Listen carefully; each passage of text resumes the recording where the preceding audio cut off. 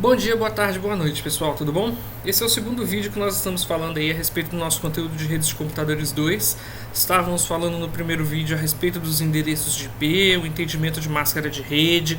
A gente vai compreender um pouquinho melhor de como é que funciona a transferência de dados de uma máquina a outra dentro de uma rede. E aí, a gente já falou um pouquinho sobre como é que a gente pega dados importantes da nossa rede, né? Qual é o endereço de rede, qual é o endereço de difusão ou broadcast e quais são os IPs disponíveis, lembrando que tudo isso vai ser essencial na hora da gente configurar o nosso próprio servidor, tá certo? E agora o que a gente vai falar um pouquinho são as classes do IPv4, para vocês conhecerem um pouquinho melhor quais são. Relembrando que esse material já foi apresentado de forma presencial no início do ano, mas como ele é muito importante para que a gente dê condução aí das nossas atividades ao longo desse período, então eu estou revisando um pouco para vocês terem esse material, né, de apoio e ao mesmo tempo para vocês terem como revisar esse material. Tá?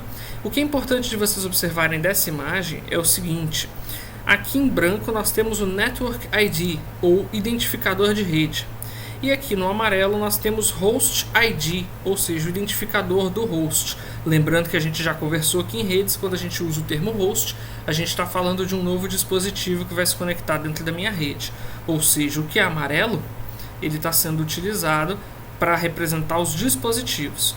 Cada caixinha dessas aqui é um bit daqueles lá que a gente estudou de como formar, né, o número da máscara. Então aqui ele está me dizendo que o primeiro, segundo, terceiro, quarto, quinto, sexto, sétimo, oitavo, ou seja, os 8 primeiros bits são reservados para a rede, enquanto esses 8 e esses 8 são reservados para identificar as máquinas.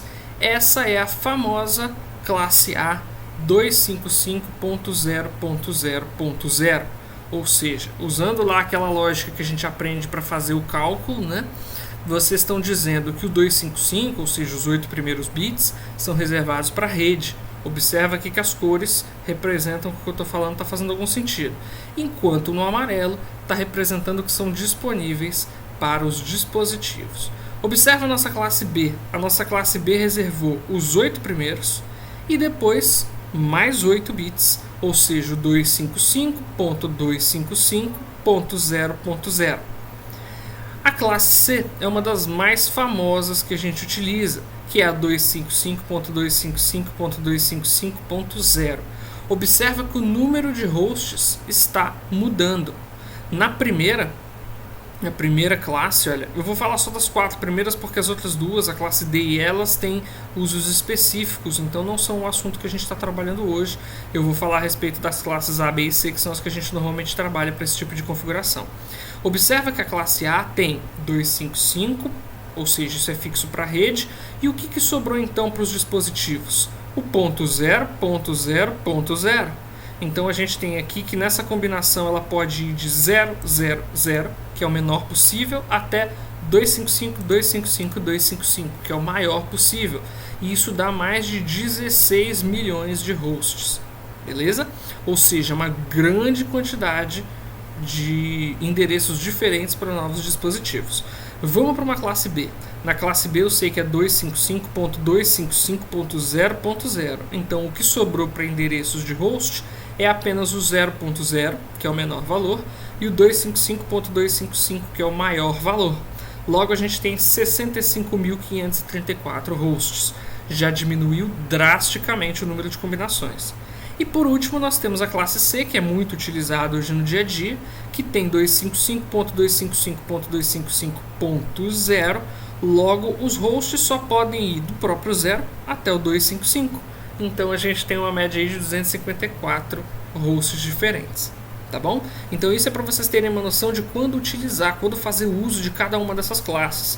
Se eu preciso atender um laboratório, uma empresa que vai ter por volta aí de seus 150 IPs, eu não preciso configurar uma classe B para fazer uma máscara de rede lá, porque eu vou estar criando um excesso de endereço de IP desnecessário.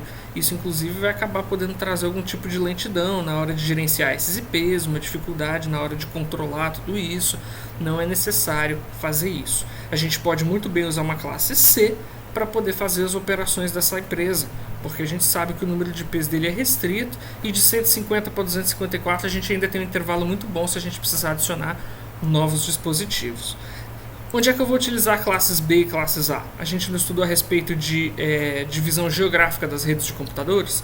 A gente viu que havia o LAN, que era a rede local, mas a gente viu que haviam também as MAN, as metropolitanas, a gente viu que haviam também as WAN, que são as globais, né? Ou as largas, Wide Old World, né? Então a gente sabe que não são apenas de redes locais que existem as redes de computadores, e a internet como um todo, ela não é uma rede local, tá certo? Então a gente vai precisar em vários momentos, quando a gente estiver falando de redes de médio e grande porte, fazer uso dessas outras classes. Imagina lá a sua prestadora de serviço, o serviço que você usa hoje para ter internet na sua casa, uma CIA Telecom, uma IBL. Esse cara não pode ter apenas 255 IPs para distribuir para os seus clientes, porque rapidamente algumas poucas casas lotariam isso. Então eles têm muito mais IP e naturalmente para isso eles precisam de outras classes muito mais gerais. Beleza? Qualquer dúvida deixem nos comentários, procurem aí comigo no próprio WhatsApp ou pelo e-mail, tá? Fiquem à vontade para me perguntar. Eu vou logo em seguida subir o vídeo falando a respeito das máscaras de subrede. Espero que tenha ficado claro, mas qualquer coisa vocês podem ficar à vontade para entrar em contato aí. Valeu, gente, grande abraço.